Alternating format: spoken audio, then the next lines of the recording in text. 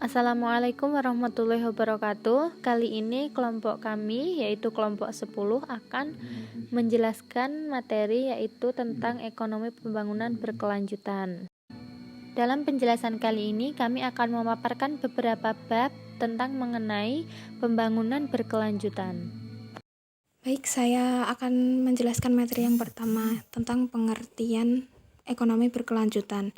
Pembangunan berkelanjutan merupakan bentuk baru dalam pembangunan yang mengedepankan aspek lingkungan dan pemanfaatan sumber daya untuk jangka panjang.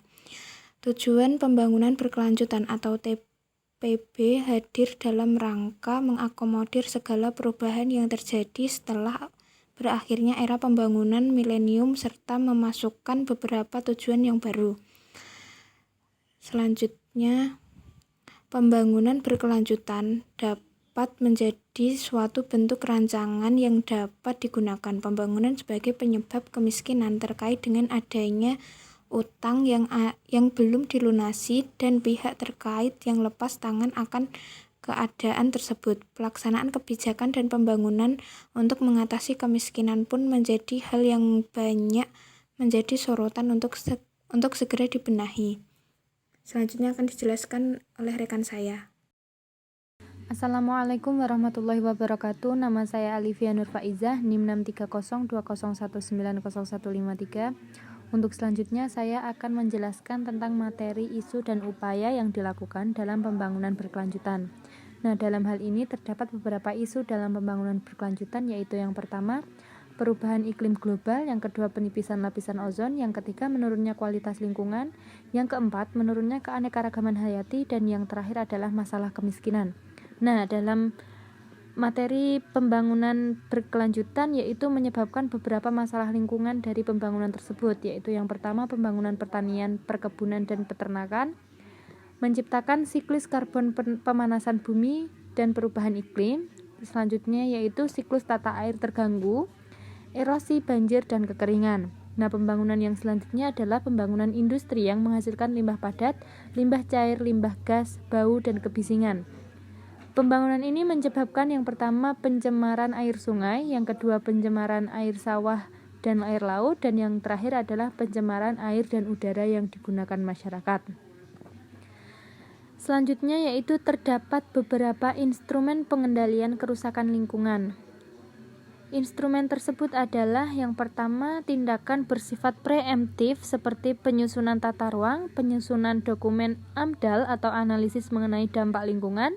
Selanjutnya dokumen UKL-UPL atau upaya pengelolaan lingkungan dan upaya pemantauan lingkungan. Yang kedua yaitu tindakan bersifat preventif seperti pengawasan atas buku mutu lingkungan, pelaksanaan program penilaian peringkat perusahaan atau program proper. Dan yang terakhir, tindakan bersifat proaktif seperti sertifikasi ISO 14001, audit lingkungan atas perkasa sendiri. Nah, yang terakhir adalah upaya yang dilakukan dalam pembangunan berkelanjutan. Terdapat beberapa hal pokok yang penting yang sebaiknya diperhatikan dalam pelaksanaan pembangunan dan pemanfaatan sumber-sumber alam yang dapat diperbarui, yaitu yang pertama yaitu generasi yang akan datang harus tetap mewarisi suatu alam yang masih penuh sumber kemakmuran untuk dapat memberi kehidupan kepada mereka. Yang kedua, tetap adanya keseimbangan dinamis antara unsur-unsur yang terdapat di alam. Yang ketiga, terdapat penggalian sumber-sumber alam harus tetap dijamin adanya pelestarian alam. Artinya, pengambilan hasil tidak sampai merusak terjadinya autoregenerasi dari sumber alam tersebut. Dan yang terakhir yaitu perencanaan kehidupan manusia hendaknya tetap dengan lingkungan dan terciptanya kepuasan baik fisik, ekonomi, sosial maupun kebutuhan spiritual. Cukup penjelasan dari saya, akan dilanjutkan oleh rekan saya. Assalamualaikum warahmatullahi wabarakatuh. Saya Ika Sulistiawati, NIM 156 akan menyampaikan materi yang ketiga, yaitu urgensi pembangunan berkelanjutan dalam keseimbangan sumber daya alam. Pembangunan berkelanjutan bertujuan untuk meningkatkan kesejahteraan masyarakat untuk pemenuhan kebutuhan dan aspirasi manusia. Pembangunan yang berkelanjutan pada hakikatnya ditujukan untuk mencari pemerataan pembangunan antara generasi pada masa kini maupun masa mendatang. Sutamiharja tahun 2006 4 menyatakan sasaran pembangunan berkelanjutan mencakup pada upaya untuk mewujudkan terjadinya. Yang pertama adalah pemerataan hasil pembangunan antara generasi, yang berarti bahwa pemanfaatan sumber daya alam untuk kepentingan pertumbuhan perlu memperhatikan batas-batas yang wajar dalam kendali ekosistem ataupun sistem lingkungan. Yang kedua adalah safe graduating atau pengamanan terhadap kelestarian sumber daya alam dan lingkungan hidup yang ada dan pencegahan terjadinya gangguan ekosistem. Yang ketiga adalah pemanfaatan dan pengelolaan sumber daya alam semata untuk kepentingan mengejar pertumbuhan ekonomi demi kepentingan pemerataan pemanfaatan sumber daya alam yang berkelanjutan. Yang keempat adalah pemertahanan kesejahteraan rakyat yang berkelanjutan baik masa kini maupun masa mendatang. Yang kelima adalah mempertahankan manfaat pembangunan ataupun pengelolaan sumber daya alam dan lingkungan yang mempunyai dampak manfaat jangka panjang. Yang keenam adalah menjaga mutu ataupun kualitas kehidupan manusia agar generasi sesuai dengan habitatnya. Selanjutnya ada 3 alasan utama mengapa pembangunan ekonomi harus berkelanjutan, yaitu yang pertama adalah menyangkut alasan moral. Generasi kini menikmati barang dan jasa yang dihasilkan dari sumber daya alam dan lingkungan sehingga secara moral perlu untuk memperhatikan ketersediaan sumber daya alam tersebut untuk generasi mendatang. Yang selanjutnya menyangkut alasan ekologi. Keanekaragaman hayati misalnya memiliki nilai ekologi yang sangat tinggi. Oleh karena itu, aktivitas ekonomi semestinya tidak diarahkan pada kegiatan pemanfaatan sumber daya alam dan lingkungan semata yang pada akhirnya dapat mengancam fungsi ekologi. Yang selanjutnya adalah alasan ekonomi. Alasan ini masih jadi perdebatan karena tidak diketahui apakah aktivitas ekonomi selama ini sudah atau belum memenuhi kriteria berkelanjutan, seperti yang telah diketahui bahwa dimensi ekonomi berkelanjutan seperti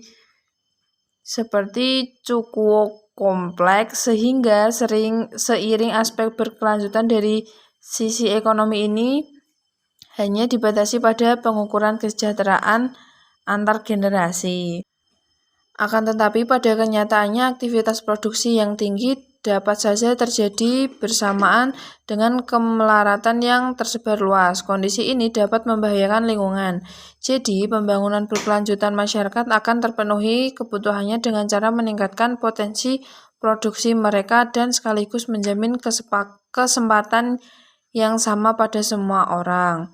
Pemerintah tentunya memerlukan suatu strategi kebijakan yang realistis dan dapat dilaksanakan disertai dengan sistem pengendalian yang tepat. Eksploitasi sumber daya alam disarankan sebaiknya pada sumber daya alam yang replaceable atau tergantikan sehingga ekosistem atau sistem lingkungan dapat dipertahankan. Sekian materi dari saya. Kebijakan yang berkaitan dengan lingkungan SDA. Ketentuan hukum lingkungan dikatakan telah efektif serta mencapai tujuannya manakala aspek-aspek penegakan hukumnya berjalan dengan baik. Penegakan hukum lingkungan merupakan bagian terpenting dari hukum lingkungan itu sendiri, karena dari melalui penegakan hukum dapat dilihat tingkat kepatuhan masyarakat dan pelaku usaha dalam melaksanakan ketentuan dan kebijakan atau perizinan yang berlaku melalui instrumen pengawasan dan penerapan sanksi, baik sanksi administrasi, sanksi pidana maupun sanksi perdata. Pengawasan dan perizinan merupakan 2 instrumen penegakan hukum di lingkungan administrasi yang memiliki sifat preventif, sedangkan pengenaan sanksi merupakan instrumen penegakan hukum administrasi yang bersifat represif.